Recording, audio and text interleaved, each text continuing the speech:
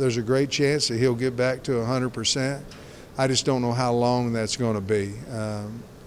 Whether for me to say that he would have an opportunity to play this year would probably be premature on that. So we're just hoping that he can come back and live a normal, full life. And if that happens to have football in it, then so be it. But I think he's going to be cleared a little bit more in maybe 3 or 4 weeks, and then we'll kind of go from there. Is there anybody aside from Quincy that is going to be held out? No, nobody out. Dominique Johnson got cleared, and well, everybody has. Trey, Quincy would be the one that we'd have the most concern about.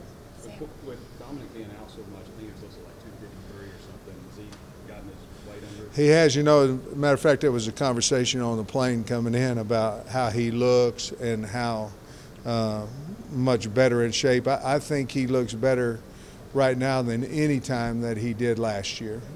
I just don't feel like he was ever really comfortable with playing. As a matter of fact, he had an opportunity to play against Missouri State last year, and kind of just wasn't confident enough to play. I don't think that's the case now. And with him being able to go out the first day of camp, I think that's going to help him. But he's working and doing it right now, so I think it's going to help him. And I think he's confident. He looks good. We talked about him today, actually. Sam, speaking of bulking up, Landon Jackson walked by. He looks like he's put on some good weight. I mean, credit to your strength and conditioning program, right? Yeah, and him. But I think last year he ended the season at 236, and he's 280 right now. And he always had the frame to do that. But I think he's running over. I know he is. He's running over 20 miles an hour, and so the weight has been all good weight for him. And he was a force in spring ball. Now, I mean, we had a hard time blocking him on offense, and so. But he looks great, and rockets up to about 240 and looks great, and of course KJ looking good as well. Coach, you're an Oklahoma guy. What do you think of OU and Texas joining the conference? On the scale of recruiting, does that up the ante in terms of the arm race and that factor, and does it change your philosophy? I don't think it does. I don't think it amps it up. I mean, Oklahoma probably has 8 to 10 players somewhere a year, but that state's been recruited heavy by every SEC school. I know Luke has, from there. He was recruited by every SEC school and others. Texas, I don't know, because Texas is so highly recruited. UT's always had a strong presence there. Would the SEC make it different? Maybe. But they've always, they're the program, or one of the, premier programs in America. And so I don't know if it'll change a whole lot, but I'm excited that both of them are in the conference. Logistically, I think it's wonderful, and I think it'll be great for the fans. Every coach has addressed NIL this week. The commissioner has as well. Has this last round of recruiting and transfer portal changed your view of NIL and maybe the changes Congress could make at some point in the future? Well, I think what we deal with is what it is today, and so you have to adjust to it. I had to adjust to it. I mean, you have to adjust to it. But, they'll find a solution that's good for the student athletes, it's good for programs, it's good for boosters, donors, all those type things. I don't know that we all think they found it yet, but they will, and until they do, we're going to live with it and not complain about it and be aggressive with it. Commissioner Sankey stated, with the collectives are worried about influence of playing time and think coaches as a coach. Does that worry you with collectives that could be some kind of influence towards you in playing time? No.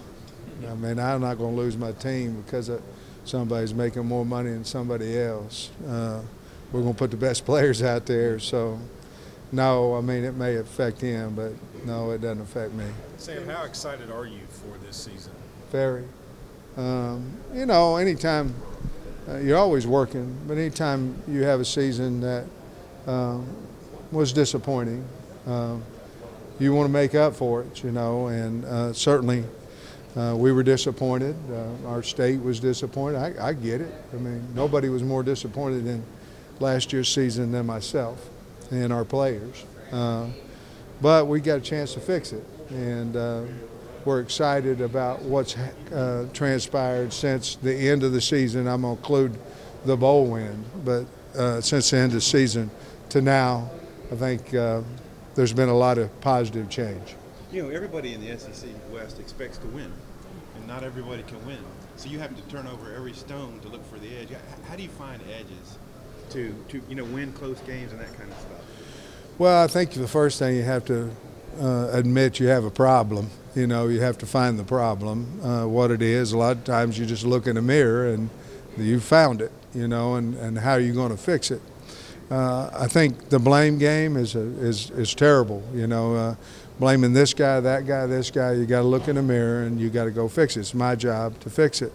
We worked on that a lot this spring. We worked on third and short both sides. We worked on goal line both sides. We worked on situation football. We worked on third down going for fourth down, so I'll be more comfortable.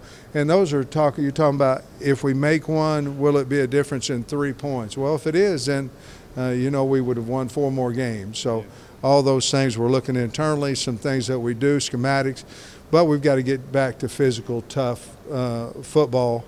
And I think we lost a game or two because we got out physical last year. When you go into a season with, quote, first-year coordinators, I know Dan has done it before here, but what's your thoughts about having new coordinators in the SEC? Well, I think that was probably one of my biggest concerns. I think you all know that I didn't want to lose my coordinators, and I will say this: I'm happy for Barry. I'm happy for Kendall. They both did outstanding jobs for us. But I'm excited about who we have. Change doesn't have to be negative. Change can be positive as well. I think the kids are excited about Dan. I know KJ is in the quarterback room. I'm excited to have him, and T. Will brings a great energy, a very aggressive style defensively. So sometimes the things that scare you the most, and then you make the change and you go, you know what, this wasn't so bad. This is going to work out okay, and that's how I feel about it. Having LSU on the schedule in September versus November, how does that change your planning and preparation for that game this year? Well, I think, obviously early in the year, your true team shows up at the end of the year. Who you have injury-wise, what your depth has looked like, and all those type things.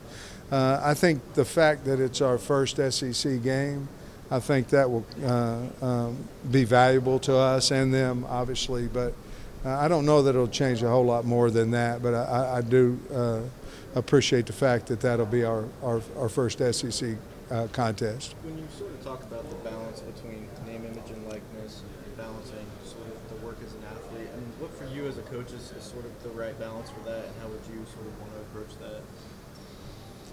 Are you asking me about what concerns are there with NIL versus portal versus coaching? Yes. Well, they're all the things you need to do. They pay me a lot of money to do it. So I've turned it into, I'm trying to embrace it all. Problem's only a problem until you get it fixed, and there's problems every day. And do we have more problems because of NIL and the transfer portal than ever before? Absolutely. But at the same time, do you look at it as, oh, somebody transferred out and oh, my Lord, or do you go, you know what, give me a chance to go out and get somebody else, something new. Same way with your coaches, things of that nature. NIL's a little bit of a beast because you don't really know what's true and what's not. There's no contracts being signed or anything of that nature. It's a constant in the program. But at the same time, I think we're going to field a really good football team. So we're trying to think of it as, view it as a positive. Sam, this is your third time to be here because it didn't happen. Yeah. What's your take on coming here, and how comfortable do you feel now, doing this? Well, obviously, once you know what to expect, it gets easier.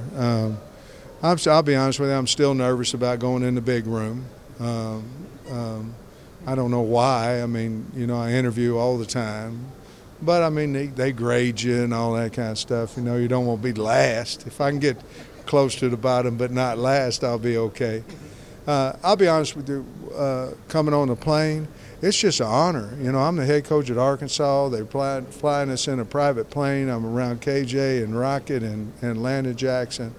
And I'm the head coach at Arkansas. It's a really, really neat deal, and I'm very honored to be a part of y'all's day, Media Day. Speaking of Landon, you made the decision. I mean, that's He really, you know, obviously Eric Gregory could have been a guy. Nudie could have been a guy. You know, guys that had played some ball. Hudson Clark had played a lot of ball for us.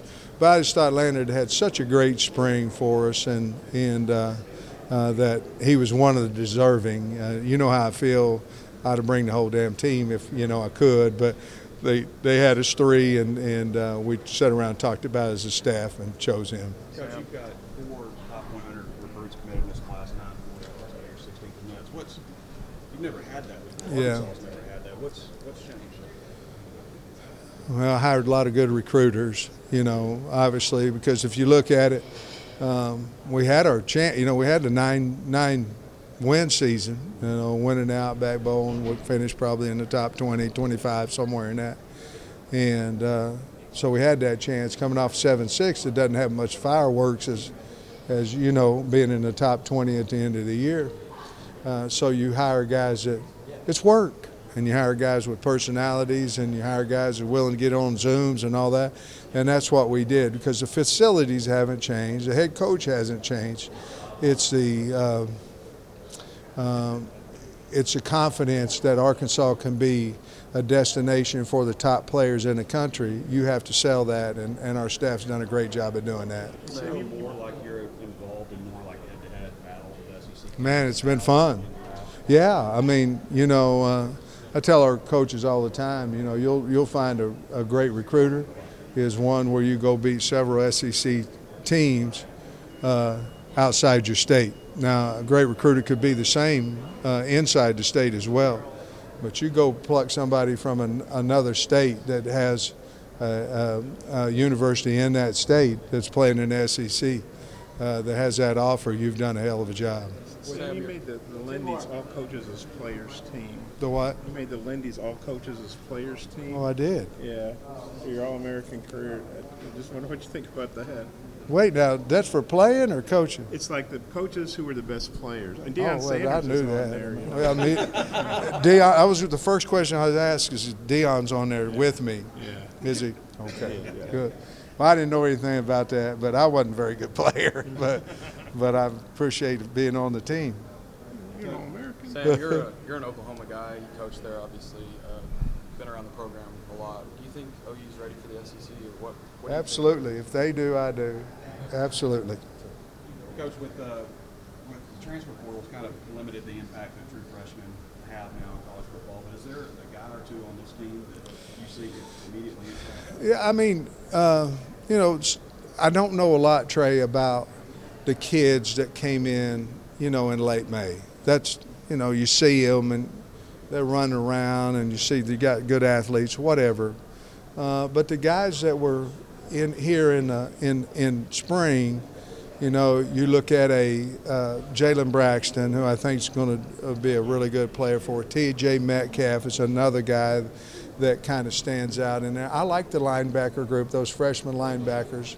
I think all of them. Sanford wasn't here, but obviously the other guys were. And then Luke has he probably would be the first guy, if I had time to think about it, that, yeah, he's special. He's different. And but those are the guys that would pop off of my brain right just off the quick question. Thanks, Coach.